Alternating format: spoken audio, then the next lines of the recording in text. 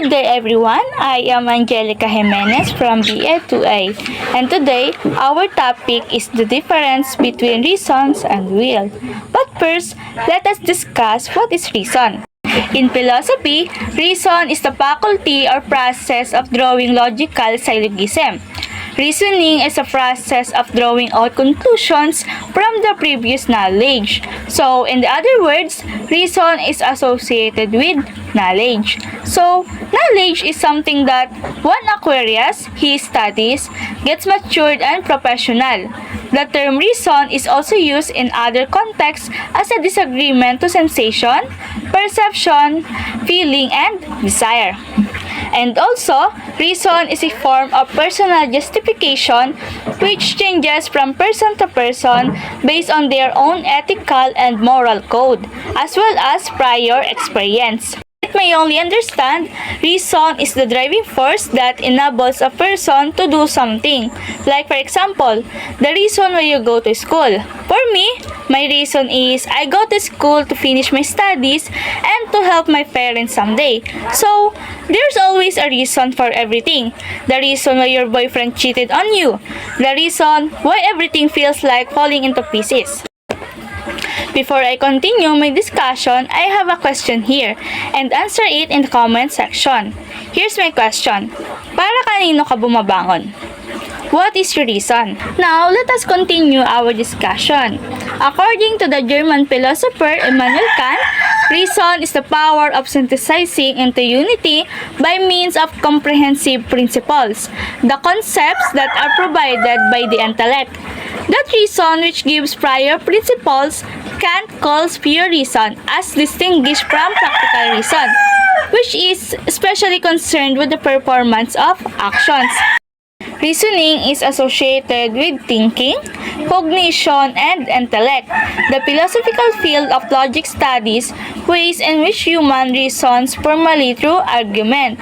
Reasoning may be subdivided into forms of logical reasoning. First is deductive reasoning, second is inductive, and third is the abductive. So, what is deductive reasoning? So, deductive reasoning or deductive logic is a process of deduction from one or more statements to reach a logically certain conclusion. It goes in the same direction as that one of the conditionals and links premises with conclusions. It may general rule to specific conclusion. For example, all students in this class must complete their assignments to pass.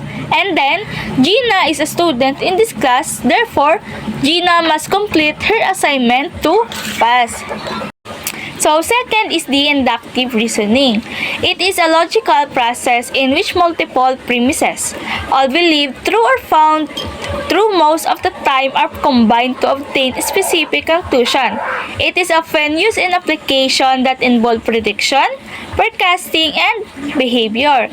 Maybe it is specific observation to general conclusion. For example, every time I have reviewed for the test by studying the notes, I have scored well. This time, I studied the notes carefully. Therefore, I will likely score well on the test. Last is the abductive reasoning. It is a form of logical inference which starts with an observation, then seeks to find the simplest and most likely explanation for the observations. So, incomplete observations to best predictions. For example, the classroom is quiet and the students are focused, but the teacher is not present. So, therefore, the students are likely working on a assignment or task independently. So, let's proceed to reason in morality. Moral reasoning applies critical analysis to specific events to determine what's right and wrong and what people thought to do in a particular situation.